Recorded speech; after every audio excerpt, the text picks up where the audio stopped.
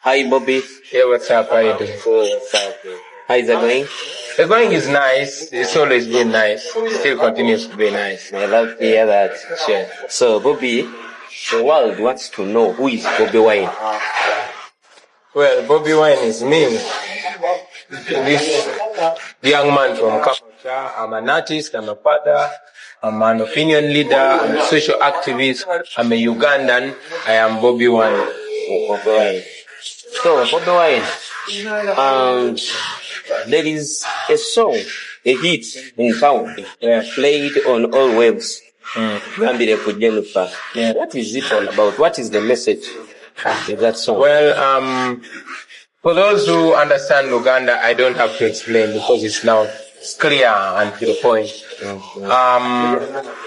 For the rest of the world that don't understand, this is a message that I'm sending from the ghetto people to the authorities that govern the city, trying to communicate to them, asking them to be a little bit more human with them, with the way they handle them there. Yeah. So we heard that they were banning that song. Well, you heard they were banning it. Yes. I heard. You also heard? Yeah, I also heard. So you don't know anyway. Yeah. Did they ask you about? Well, I did not get any formal communication about banning. You also heard? I also just heard. Okay. Yeah. So, Bobby, we heard that you bought a yacht. Is it a ship? Why call it a boat? Well, I don't know. That's a little bit personal. Me buying a yacht for my family is like buying a big ice cream ball for my family, or buying a toy for my son, or buying a toy for myself. That is a little bit personal. I don't think that is newsworthy. Well, to some people it's special. To me, it's just another one of the family. Okay. Yeah. So where is that yacht? Well, it parks at my beach, One Love Beach. One Love. Yeah. Okay, we also heard that you're constructing a new building called Semako Kilo. How true is that? Well, you are at Semako Kilo, right? Oh, this is your place. I'm just another ordinary citizen of this country. I just do things as simple as I can or as hard as I can push. Everybody does this. What does, to some people who don't know, what does Semako Kilo mean? What is that? Semako Kilo is a special name. Semako Kilo is a royal prince of Uganda. And we got him this year. And to commemorate that wonderful achievement in our kingdom, I decided to name this building after the prince. Okay. Yeah. So you decided to make it because of the prince? Yeah, because I'm in Uganda, just like the British name buildings and rivers after their princes and princesses. You see, you'll find them even crossing borders and naming our lakes Albert and George. Those are English princes. You understand? So I decided to name this building Semako Kilo in appreciation of my own culture. I wish I could travel to Jinja or to Mbale or even to London and put up a building there and call it Sankariambogo. Okay. Or even name a lake in Switzerland and name it Muenda Mutebi. Wow. Yeah. Okay, Bobby, another thing is that the beef between you and Bebe is climaxing. What is the genesis of that beef? There's no beef between me and him. Maybe there's chicken. Chicken? Yeah. What do you mean? Chicken. Besides, chicken. As a young man, you think as a young man. As a mature man, you think differently. So I don't want to give that attention. He's an artist like me. That's all I can say about him.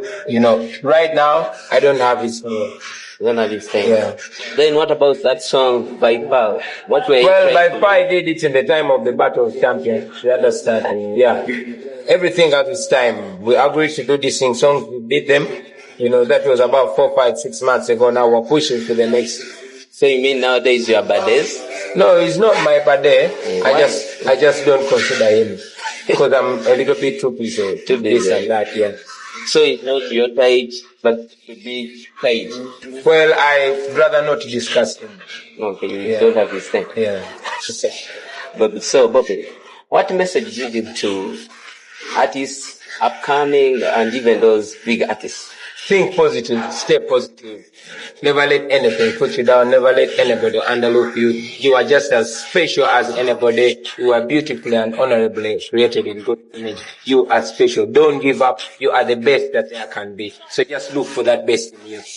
Don't search for it anywhere else. Just search within you. Another thing is that some artists who respect culture. Yeah. So what do you talk about? Okay, what message do you give to those people who violate culture norms? Well, I don't know. Everybody has this free world. Everybody has the right to think the way they think. But personally, I believe culture is the foundation of our identity. You know, I always want to do things the way great people have done them. You see how the British are being called the Great Britain? It's because of their culture, the strength and perseverance of their culture through the years. You understand? That's why the rest of the world is emulating their culture. I have a dream that someday the rest of the world will be emulating my culture. Yeah. I'm also trying to promote my culture to the rest of the world. Yeah. Thank you. Ekituufu oba ekyamazima kiri nti tuli mu struggle ate nga struggle eno gye tulimu yaddala nnyo wabula ekyo ekyokubanga tuli mu struggle tekitugaana kubanga tuli bantu nga abalala tekitugaana kufuna mukadde kakubamukko ku biboozi ebitujjako stress mu ngeri emu oba endala n'ebyo ebitambuza struggle yaffe eno ng'egenda mu maaso oba ng'etambulira ddala fiti nga bwe twagala etambule kale nno ze zimu ku nsonga lwaki ogenda okwesanga ng'oluusi buklips nga bwe buti busobodde okubanga bukomawo twejjukanyemukko ku mukulembeze w'abantu ayitibwa Robert Kyagulanyi Ssentamu Bobi Wine ow'ebiseera ebyo mu ngeri y'okumukompeyalinga ku w'ebiseera bino. Differences weziri mpitirivu nnyo nnyini ddala wakati mu bulamu bw'omuntu ono. Mukama Katonda akoze mu Bobi Wine omulimu munene nnyo okumukyusa okuviira ddala mu bulamu bwe yalimu obw'emabega n'asobola okubanga ate munnange rebrandinga ku type y'obulamu empya gye yali tamanyidde oba oliawo gy'ataasuubirako nti yalekera ku makya n'agiwangaliramu obudde buno yeeyo eya presidential material. Robert Kyagulanyi Ssentamu Bobi Wine obudde buno awangalira mbulamu obwa presidential material era nga bw'oba omulabye olabira ddala omuntu afiitinga okutula ku ntebe ey'obukulembeze bw'eggwanga Uganda. Kunze ku side eyange ntero kigamba abantu nti Bobi Wine ono Mukama Katonda y'omu ku abo abantu abatono ddala beyawa omukisa ogw'amaanyi ennyo okuviira ddala mu ntandikwa y'obulamu bwe. Ebyaddala wakati nali mpulirako ng'ali mu kunyumya nti bazadde be okumutuuma erinnya erya Robert ndowooza nakana abazadde mugenda kakootinga mu ngero kategera nti erinnya ly'otuuma omwana wo oluusi litera okumatalinga ku ki kyagenda okufuuka mu maaso. Mami wa Robert Kyagulanyi Ssentamu mbu we yatuukira ogamba nti kakyuzinge erinnya Robert yatunuulira mu Africa abakulembeze ab'amaanyi abaaliwo ebiseera ebyo nga waliyo omukulembeze oba omusajja gwe bayitanga Robert Mugabe n'agamba nti omwana wange nange kabeere Robert oba oliawo ayinza okufuuka ow'amaanyi ennyo mu nsi muno.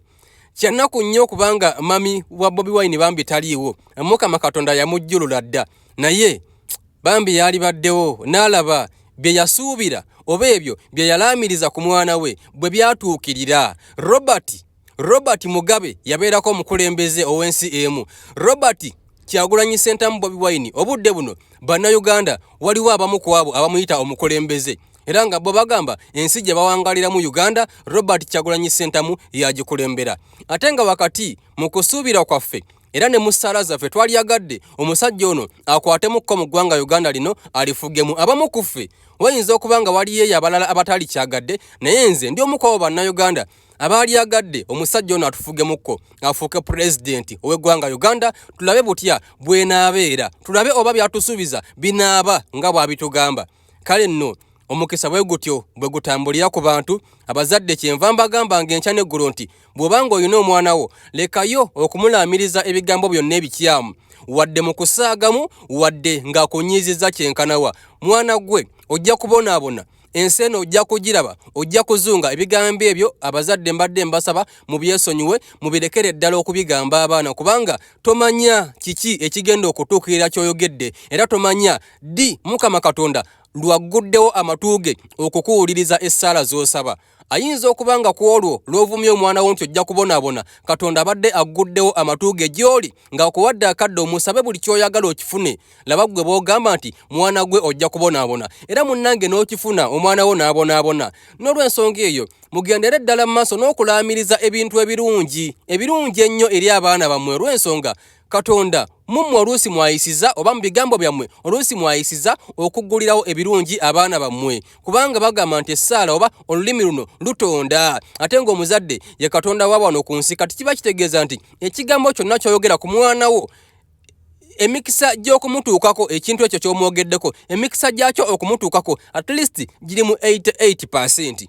N'olwekyo mami wa Robert Kyagulanyi Ssentamu yamwagaliza erinnya eddungi erya Robert ng'ageraageranya ku basajja ba Robert abaali ab'amaanyi ebiseera ebyo. Era ekyamazima Robert ku mulembe guno tuyinza okubanga ku mulundi guli mu Afrika twalinawo Robert Mugabe, naye ku mulembe guno ku mulundi guno mu Afrika tuyinawo Robert Kyagulanyi Ssentamu mu Afrika. Oyagala toyagala tewali musajja ono watamanyikiddwa. Nkigamba abantu nti Bobi Wine ono Mukama Katonda amuwadde omukisa from zero to hero. Mukama Katonda amubulesinze kubanga newankubadde nga yayitako kale mu mbeera ey'okubonaabona, tukkirize tukigaane yagibeeramu katono. Awo Mukama Katonda enzigize n'aziggulawo wakati mu kuba nti tewali yamuwa kintu kyonna ne yeetandika nga ye omuntu n'ategeera by'alina okukola, ne Mukama Katonda n'amuyambako kumuluŋŋamya nti toyite eyo ogenda kuyitira wano era ekyamazima ojja kutuuka gy'olaga. We twalirowoleza nti omusajja ono buli kimu kye yali ayagala yali akifunye, ebyaddala yatudisappointinga nga ffe abaali bamwagala ng'omuyimbi, n'atudisappointinga agenda okuva mu music ayingira ebintu bya politics bye twali tetumanyi, bye twali tetumwagala kuyingiramu. Naye munnange Katonda bw'atyo bwagera ensonga ze n'ayingira ebya politics ate n'alaga oba n'alabika nga afiitingirayo ddala bulungi nnyo, ng'obudde buno toyinza kwogera ku bantu abasaana okubeera abakulembeze abalungi mu nsi muno nga tokoonye ku Robert Kyagulanyi Ssentamu. Naye bannange mulabe omusajja gye yava, kale nno temuggwamu ssuubi, ebbanga lyonna kola ky'olina okukola tomanya. Leero biyinza okugaana enkya ne bikutereerera. Ate ndi wano okubategeeza nti emikisa gy'ensi eno tomanya ddi lwe gigenda okuggulawo emikisa gyo. Kyakubiri tosobola kutegeera emikisa gyo wa we gikoma. Toteekangawo mbeera erimitinga mukisa gwo. Ze zimu ku nsonga lwaki twali tunyigira mwana muwala Nambwayo nti yali alimitinze omukisa gwe ku nnyumba ya Suna Beni nti nze ekijja kijje ekijja kindye wano wenfiira wano wewange. Nedda tolimitinganga mukisa gwo. Robert Kyagulanyi Ssentamu yalabanga mu music amuyinamu omukisa gw'amaanyi nnyo era ne chance y'okubeera international artist yali agiyina, naye teyalimitinga mukisa gwe n'ateekawo embeera egamba nti nze natondebwa nga ndi mpungu. Bano abalala bwe babeera nga nkoko, nze natondebwa kubeera mpungu, nina okubuuka okusukkuluma abalala we bakoma. Era newankubadde ng'okubuuka kwe kwali kuzibu ddala mu ntandikwa nga bwe tumanyi nti ekinyonyi kiteekawo embeera eyigiriza akaana ke kizadde engeri gye kabuukamu gye balina okubuuka nga kamaze okumera ebyoya. Naye Kyagulanyi Ssentamu tewali muntu yamuyigiriza kubuuka. Yakeera ku makya n'agamba oba kiki nina okubuuka kubanga nze ndi mpungu. Ekyamazima n'abuuka n'asukkuluma awo abalala bonna we baali bamulowooleza nti we yakoma. Kyongera okutulaga nti mu nsi muno beeranga muvumu, beeranga n'essuubi, beeranga n'okukkiriza, ate gezaako buli mukisa gwonna oguzze mu maaso go gukozese nga bw'olina ogukozesa obulungi ennyo.